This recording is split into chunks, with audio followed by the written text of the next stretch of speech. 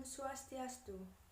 Perkenalkan, nama saya Ninyoman Egarini, NIM 18011043.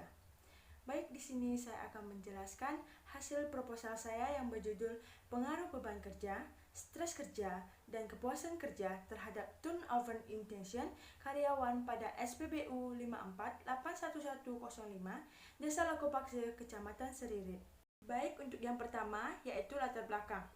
SPBU atau Stasiun Pengisian Bahan Bakar Umum merupakan perusahaan yang bergerak dalam bidang penyaluran bahan bakar minyak dan juga menjual bahan bakar seperti gas LPG dan berbagai oli sepeda motor maupun mobil. Di sini untuk permasalahannya yaitu karyawan SPBU 5481105 mengalami permasalahan pada beban kerja, di mana adanya beban kerja yang berlebihan sehingga pekerjaan tersebut tidak sebanding dengan keahlian yang dimiliki oleh karyawan. Hal tersebut akan memicu meningkatnya stres kerja yang tinggi, bahkan berdampak pada ketidakpuasan kerja yang dialami oleh semua karyawan. Namun pada kenyataannya, pada SPBU 5481105 mengalami kendala pada perputaran karyawan yang tidak normal atau turnover intention yang terlalu tinggi. Dapat dilihat pada tabel 1, di sini untuk tingkat turnover karyawan SPBU Desa Lakopakse pada tahun 2021 mencapai 10,3%. Hal ini sebanding dengan yang dikatakan oleh Giles dalam Yuda dan Arnada 2017 mengemukakan bahwa perputaran dikatakan normal apabila mencapai 5-10% per tahunnya dan dikatakan tinggi bila mana lebih dari 10% per tahunnya. Selanjutnya, rumusan masalah.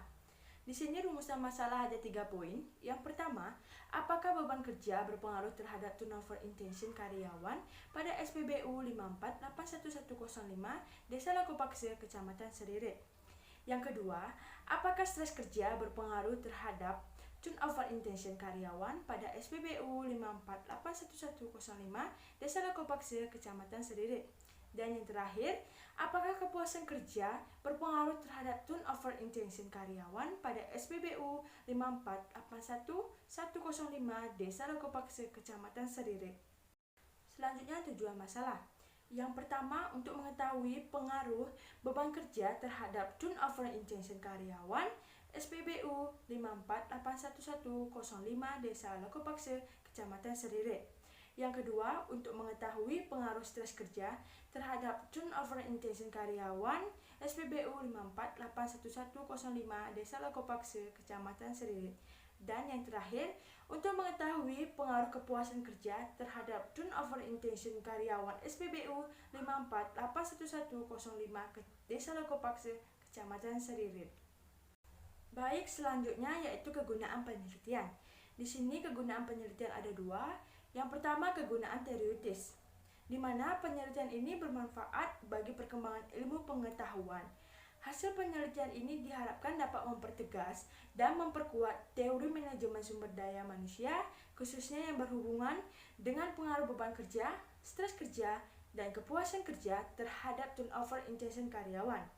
Yang kedua, kegunaan aplikatif, di mana penelitian ini diharapkan sebagai sumbangan pemikiran dalam mengambil pemikiran kepada manajemen SPBU Desa Lakopakse mengenai pengaruh beban kerja, stres kerja, dan kepuasan kerja terhadap turnover intention karyawan. Selanjutnya, tinjauan pustaka. Yang pertama, beban kerja. Beban kerja merupakan suatu kegiatan yang harus dipecahkan oleh seseorang karyawan atau suatu organisasi dalam periode tertentu. Untuk indikator beban kerja ada 3. Yang pertama, kondisi kerja. Kedua, penggunaan waktu kerja. Dan yang ketiga, target yang harus dicapai. Yang kedua, stres kerja. Stres kerja merupakan sesuatu kondisi ketegangan yang menciptakan adanya ketidakseimbangan fisik dan psikis yang mempengaruhi emosi, proses berpikir, dan kondisi seseorang karyawan. Untuk indikator stres kerja sendiri ada 5 poin. Yang pertama, tuntutan tugas, tuntutan peran, dan yang ketiga, tuntutan antar pribadi. Keempat, struktur organisasi, dan kelima, kepemimpinan. Selanjutnya, kepuasan kerja. Kepuasan kerja merupakan sesuatu yang dapat membuat seseorang individu merasa senang dengan pekerjaan yang telah dilakukan. Untuk indikator kepuasan kerja ada 4 poin. Yang pertama, perputaran atau turnover. Yang kedua, tingkat ketidakstabilan atau absen. Yang ketiga, umur. Dan yang keempat, tingkat pekerjaan. Turnover intention merupakan niat karyawan untuk meninggalkan pekerjaannya secara sukarela atas pilihannya sendiri. Untuk indikator turnover intention ada 3 poin. Yang pertama, intention to quit atau niat untuk keluar. Yang kedua, job search atau pencarian pekerjaan. Dan yang ketiga, thinking of quit atau memikirkan untuk keluar. Selanjutnya, hubungan antar konsep. Yang pertama, pengaruh beban kerja terhadap turnover intention. Riani dan Putra 2017 menyatakan beban kerja berpengaruh positif terhadap turnover intention. Namun menurut Rizky DKK 2021 menyatakan pada analisis UGT atau parsial pada variabel beban kerja tidak berpengaruh terhadap turnover intention.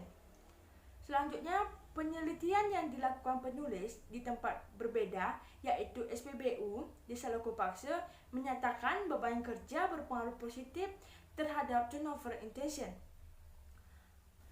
Selanjutnya, pengaruh stres kerja terhadap turnover intention. Rini DKK 2020 menyatakan stres kerja berpengaruh positif terhadap turnover intention. Namun, menurut Kurniawati et al. 2018 menyatakan bahwa stres kerja tidak memiliki pengaruh terhadap turnover intention. Selanjutnya, penelitian yang dilakukan penulis di tempat berbeda yaitu di SPBU Desa Lokopaksa Kecamatan Seririt menyatakan stres kerja berpengaruh positif terhadap turnover intention. Selanjutnya, pengaruh kepuasan kerja terhadap turnover intention. Setiawanto dan Hidayat 2017 menyatakan bahwa kepuasan kerja tidak memiliki pengaruh terhadap turnover intention. Namun menurut Rizky DKK 2021 menyatakan bahwa HO ditolak dan HA diterima, yang artinya bahwa berpengaruh signifikan antara kepuasan kerja terhadap turnover intention. Selanjutnya, penelitian yang dilakukan penulis di tempat yang berbeda yaitu SPBU Desa Lokopaksa Kecamatan Seririt menyatakan kepuasan kerja berpengaruh positif terhadap turnover intention. Selanjutnya, kerangka pemikiran. Dalam penelitian ini terdapat 3 variabel bebas dan 1 variabel terikat. Ketiga variabel bebas tersebut adalah beban kerja, stres kerja, dan kepuasan kerja. Dan untuk variabel terikat yaitu turnover intention.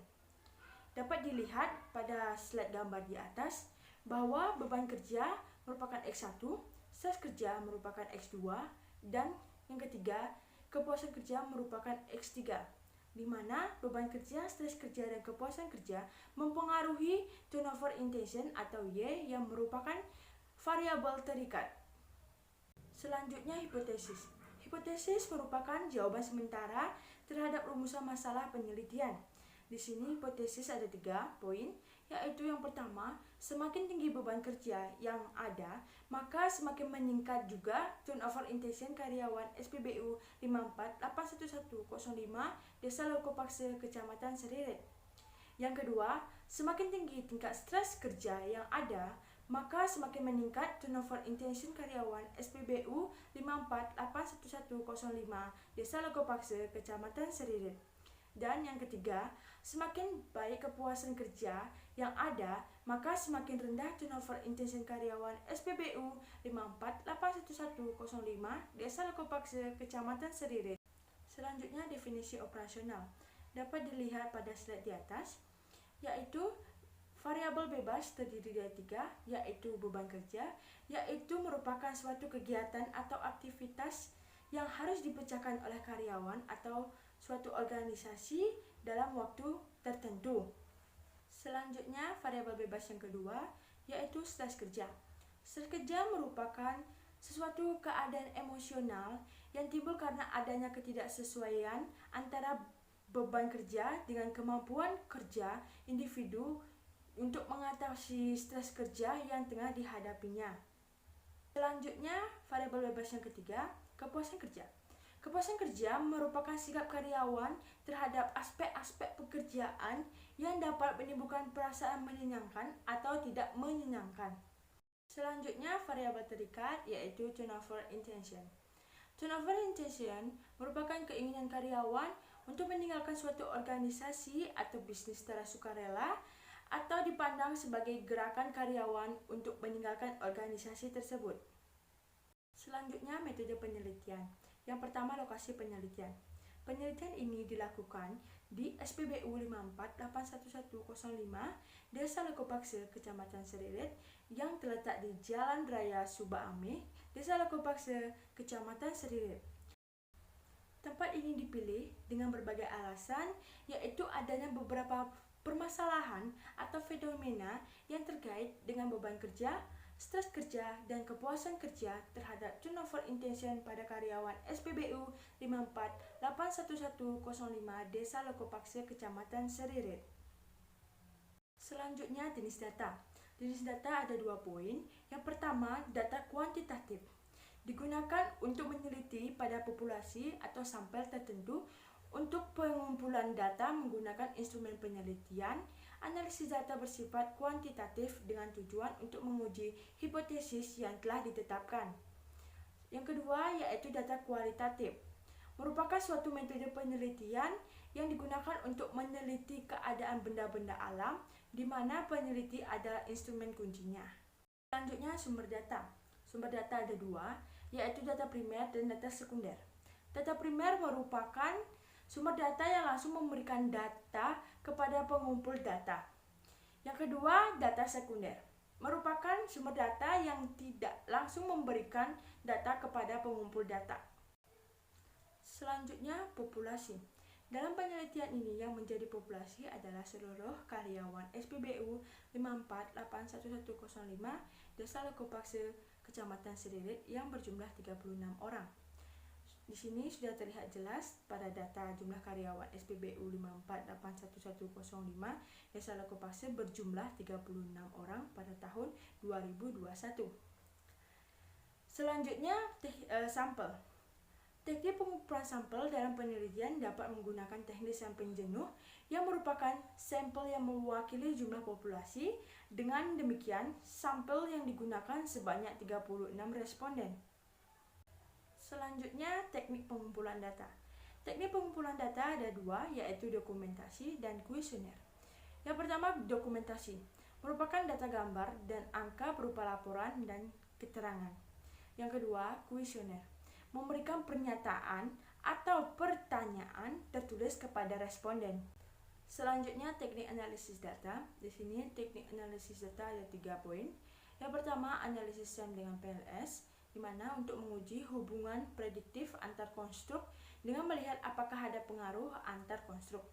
Yang kedua, evaluasi model pengukuran atau outer model, di mana model pengukuran dengan indikator refleksi dievaluasi dengan convergent dan diskriminan validity untuk indikator pembentukan konstruk laten, serta melalui composite reliability dan Korn-Bates alpha.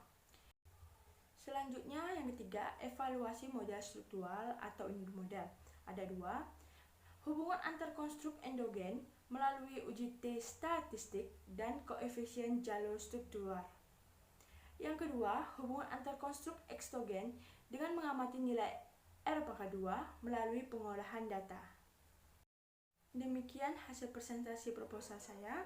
Jika ada tutur kata yang kurang berkenan, saya mohon maaf. Akhir kata saya ucapkan Parama Santi.